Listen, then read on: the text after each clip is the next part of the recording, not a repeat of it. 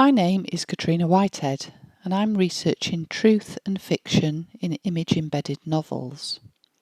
The focus of this research is in the new writing style of creative non-fiction, alongside the subgenre of novels, which mostly include the use of images intrinsically linked to the text. These books have been described as hybrid fiction, photo-embedded fiction, photo-text, photo novels, roman clé, multimodal books, experimental fiction, and sort of a novel.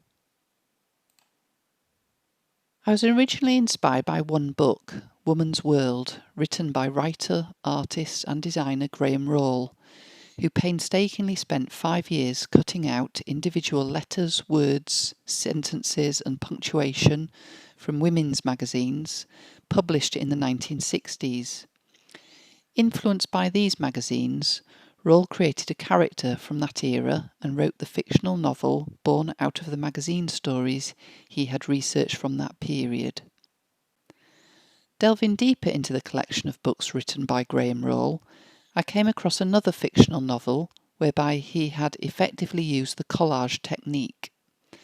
In Diary of an Amateur Photographer, a murder mystery was compiled with the use of text and image cut from 1950s photography manuals and paperback murder mystery thrillers.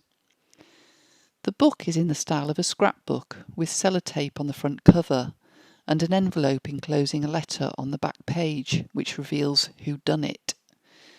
The use of the author's hand by the cutting up of images can show how the author has invested time into the work, alongside a diary format and the use of an old-fashioned typewriter.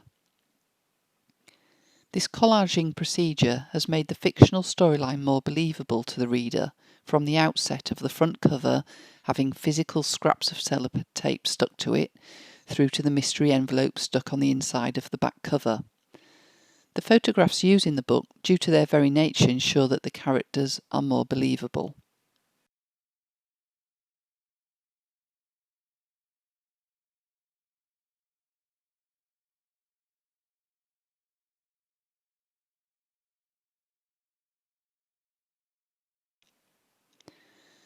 Another author and artist is printmaker Audrey Niffenegger, who creates all her own artwork for her stories, which are mostly based on mythical characters. In Raven Girl, she collaborated with the Royal Ballet in London to produce the storyline for a ballet based on a modern version of a fairy tale. However, Niffenegger has also written novels which do not contain any images, and is probably best known for her novel-turned-film The Time Traveller's Wife. Other books include Her Fearful Symmetry, published in 2009, which is a fictional novel featuring the real location of Highgate Cemetery in London. Niffenegger carried out extensive research into the cemetery and even became an official guide. Despite the characters in the story taking on a mythical twist, Niffenegger manages to skillfully ensure that the fictional storyline is rooted into a real time and place, and so a crossover between fact and fiction starts to develop. It was over a period of several years researching these image-embedded novels that I started to focus on books which use creative writing techniques alongside the imagery, and which blurred the boundaries of specifically fictional or non-fictional novels through the use of images, creative writing techniques, or both. William Boyd wrote Sweet Caress, published in 2015, which follows the life of a photographer and could be said to be based on photojournalist Lee Miller. The story is a piece of fiction, however, it contains many references to actual historical events interspersed throughout the novel, with a selection of black and white photographs relating to characters within the book. These images used are all found from flea markets, and the photograph of the main character herself was allegedly found in the street. Although a work of complete fiction, the clever style of creative writing enables the whole narrative to be portrayed as if it were a true account of an actual living person's whole life, leading up to her being a war photographer, supported by the photographs, which perfectly complement the era of World War II at the point when the book was set.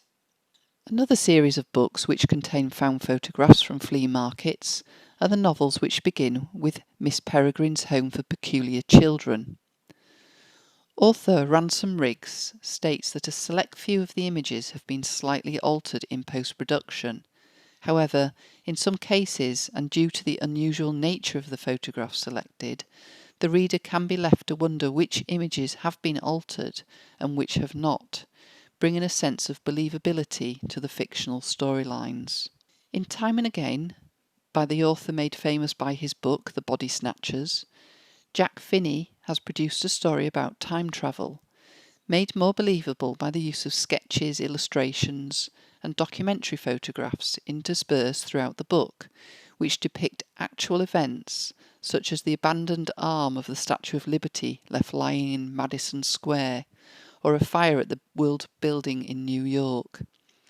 Extensive historical research was carried out on specific buildings and streets featured in the novel to ensure that when metaphysically travelling back in time, the street portrayed would be authentic to the time in question. It was at this point that I discovered the work of Truman Capote, author of many novels published from 1945 to 1986. The seminal book I focused on was In Cold Blood, which was written whilst Capote was researching a real-life case which he initially read about in the New York Times regarding 4 members of the Clutter family who were murdered in 1959. Capote's research took 6 years to complete, and in 1965 it led to the publication of his first non-fiction novel, as he described it. What captivated the public's attention was the unique writing style of this story, seen as a piece of fiction and not as a piece of documentary journalism, which was its original intention. The book itself does not contain photographs, yet photographs were taken of the 2 convicted killers by fashion photographer Richard Avedon. The book itself does introduce an innovative writing style, that of creative non-fiction, which can be accredited to Capote and which has since challenged written and artistic boundaries by contemporary writers today, and for which this book demonstrates how a non-fiction book can be written in such a way that it sounds like a complete work of fiction. It was at this point that I started to reflect back on all of my research and the many different books I had encountered. I started to investigate the photo novel as a turning point in my research, and came across Bruges la Mort by Georges Rodenbach, which was the first ever novel to use photographs, published in 1892. The fictional story is set in Bruges and portrays the tale of a widower who sees someone on his travels who looks like his dead wife. What made the book unique was the use of urban photographs interspersed throughout the text, which were not taken by the author but acquired by an agency who took pictures for use on postcards. What makes the design unique is that the reader is held in a position to believe the photographs were taken by the fictional character in the book. In contrast to Rodenbach, writer and photographer Wright Morris wrote a novel in 1948 which included images which he had taken himself. It has been described as a new fiction form, telling the story of a man who returns to his father's farm in Nebraska. Unlike Bruges la Mort, this novel also contains close-up images of people, although their faces are in shadow or they have their back to the camera. Mostly the photographs are of objects which depict a person, such as a pair of shoes or an empty chair, and even though the story and characters are all fictional, the accompanying images, taken of real people and homes in the area, ensure that we are momentarily tricked into believing that the people photographed are the same as those described as the ones in the novel. In 1967, both storyline and photographs are united when art critic and writer John Berger collaborated with photographer Jean Moore to document the life of a country doctor in A Fortunate Man through the use of text and image. An artist who has also used handwriting on a book is Sophie Calle, who has collaborated with the author Paul Auster. Auster has written several books, including the New York trilogy, where he plays with fact and fiction. In the story, the main protagonist answers a telephone call from someone who appears to have got a wrong number, asking to speak to Paul Auster. This crossover play between fact and fiction develops further in his book Leviathan, in which he bases the fictional character on French artist Sophie Calle. The fictional character and her actions are later played out by Calle in real life, further developing the crossover and confusion between the fictional character in the storyline and real scenarios played out by Calle. Calle also goes one step further, crossing out the fictional points made in the original story by Auster and handwriting in what actually occurred at the time. I'm going to end with a complex book by J.J. Abrams, who also uses collage layering techniques in his book S, including a range of ephemera, such as handwritten letters, maps written on paper serviettes, photographs and postcards physically slotted in between various pages rather than embedded within the text. The story is published in a book made to look like one from a university library, with its Dewey Decimal number on a sticker on the spine, book for loan stamped on the inside page, and a column on the back cover with date stamps for the book to be returned between the years 1957 to 2000, the first date of which even has a pencil line struck over the top of it, as evidence of the library book being returned.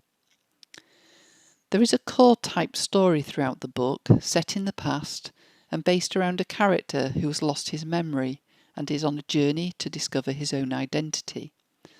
The author of the story, V.M. Straka, has mysteriously gone missing, and in order to try and uncover what has happened to him, two students have loaned out the book from the library, read the story, further investigated elements of the story linked to so-called real events, and handwritten comments on the pages in varying different colours of pen throughout a period of time. Consequently, a dialogue begins to take place as the students dissect the meaning of the story as part of their academic research, and the reader is therefore confronted with two stories to read: the story about the amnesiac set in the past, and the story of the two students set in contemporary times. What's interesting here is the play between fact and fiction, whereby the original story of the amnesiac is read originally as a fictional story, until the two students uncover factual evidence about it through their academic studies. The reader is also led to believe the two students are real, due to the use of handwriting, the photographs inserted into the pages, symbolism, newspaper cuttings, etc. This all adds to the reader investing their belief into the story. So Abrahams uses this layering technique in order that the reader suspends their belief into thinking that the original storyline is not one of fiction, whereas the reality of the matter is that everything about the book and the story is all made up.